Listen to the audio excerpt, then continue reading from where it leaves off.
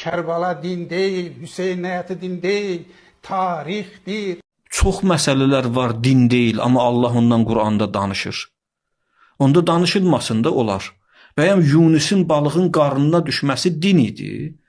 Bəyəm Nuhun tufanı din idi?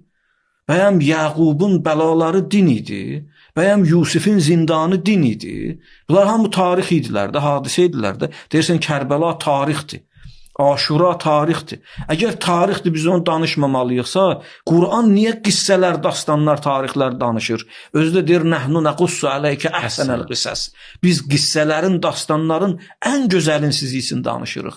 Əgər Kərbəla din deyilsə, onu biz danışmamalıyıq çünki tarixdir.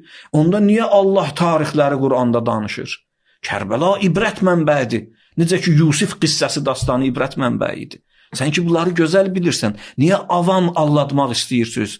İnsanları Əhl-i Beytdən uzaqlaşdırmaq üçün bu sözləri ortaya atırsınız. Bunlarla avamı allatmaq olar. Din tanıyanları allatmaq olmaz. İmam Hüseyin yaxşı adam idi, amma o din deyil. İmam Hüseyin dinin özüdür. İmam Hüseyin dini yaşatdı. Dedilər, Əl-İslamu Muhammediyyül Hudus və Hüseyniyyül Bəqa. İslam Peyğəmbərin vasitəsilə gəldi bu din. İmam Hüseynin vasitəsilə qaldı bu din. Onun vasitəsilə gəldi, bunun vasitəsilə qaldı. Bu hələ İslamın özüdür, dinin özüdür. Demək olmaz, Aşura din deyil, Kərbəla din deyil, hələ dindirlər. Məsələləri düz aydınlaşdırmaq lazım.